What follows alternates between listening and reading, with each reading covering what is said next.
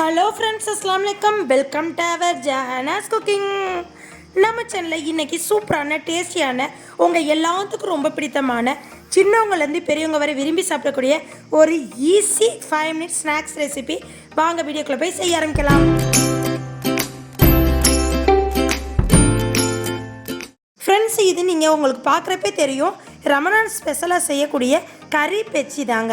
இந்த கறி பேச்சிங்கிறது சிக்கனில் நான் செஞ்சுருக்கேன். தேவையான ஐட்டம்ஸ் நம்ம பார்த்துருவோம்.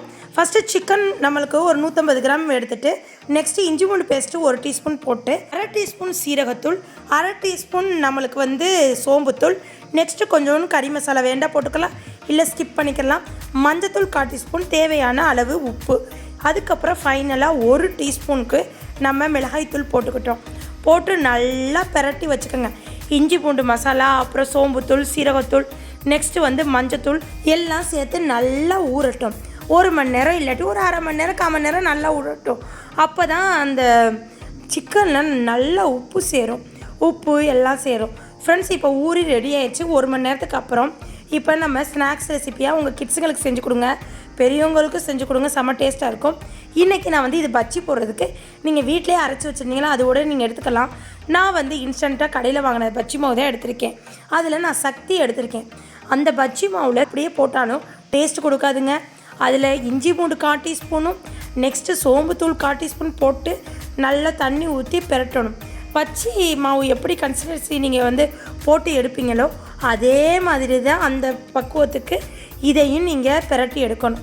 இப்போ ஃபஸ்ட்டு கொஞ்சம் கொஞ்சமாக தண்ணி தொளித்து நீங்கள் பெரட்டிக்கங்க. தண்ணியை எடுத்தோன்னே கூட ஊற்றிடாமல் கொஞ்சம் கொஞ்சமாக தண்ணியை போட்டு பெரட்டிக்கங்க. கட்டி வராத அளவு நல்லா பெரட்டிக்கிடணும். ஃப்ரெண்ட்ஸ் பாருங்கள், இந்தளவு நீங்கள் பெரட்டிக்கிட்டோம்.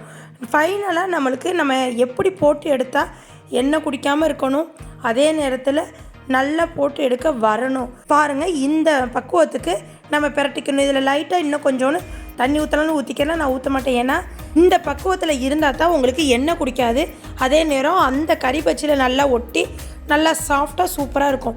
இப்போ இந்த கறி பச்சி பச்சி மாவே அவ்வளோ டேஸ்ட்டாக இருக்குங்க. வாசமனமாக நம்ம சீரகமும் இஞ்சி பூண்டு போடுறதுனால எப்பவும் போல் பச்சிக்கு எப்படி டிப் பண்ணுவீங்களோ இந்த மாதிரி நல்லா எல்லா பக்கட்டும் டிப் பண்ணி எடுத்து போடுற மாதிரி எடுத்து இப்படி பிடிச்சி போட்டுக்கிறணும்.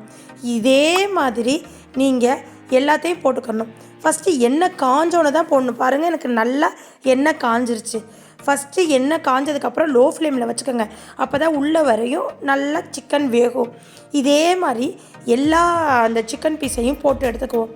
இது ஈவினிங் ஸ்நாக்ஸாக செஞ்சு கொடுக்கலாம். கெஸ்ட்டுங்க வந்தால் அவங்களுக்கு செஞ்சு கொடுக்கலாம். இப்போ நார்மலாகவே நீங்கள் 1 kg சிக்கன் வாங்கினீங்கன்னா அதில் நல்லா பிரெஸ்ட் பீஸாக இருக்குல்ல, முள்ளாக பீஸ் இருக்கும்ல, அதை மட்டும் எடுத்து நீங்கள் பொரிச்சு கொடுக்கலாம்.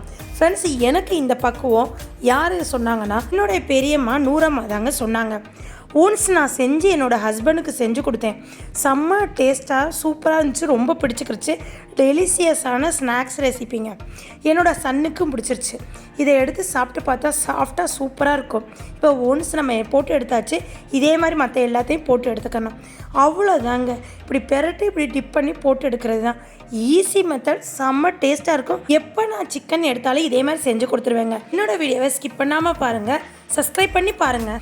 இதே மாதிரி நீங்களும் வீட்டில் உள்ளவங்களை செஞ்சு கொடுத்து அசத்துங்க. உங்களுக்கு இந்த வீடியோ பிடிச்சிருந்துச்சுன்னா லைக் பண்ணுங்கள், ஷேர் பண்ணுங்கள், கமெண்ட் பண்ணுங்கள், மறக்காமல் சப்ஸ்கிரைப் பண்ணிடுங்க. பக்கத்தில் உள்ள பெல் ஐக்கானை கிளிக் பண்ணிங்கன்னா தான் நான் போடுற புது ரெசிபி உங்களை சேரும். இதே போல் நெக்ஸ்ட் ஒரு அருமையான ரெசிப்பியில் உங்களை சந்திக்கிற வரை எனக்காண்டி வெயிட் பண்ணுங்கள். நெக்ஸ்ட் வீடியோவில் பார்ப்போம். தேங்க்யூ மக்களே. அஸ்ஸலாமு அலைக்கும். பாய் பாய்.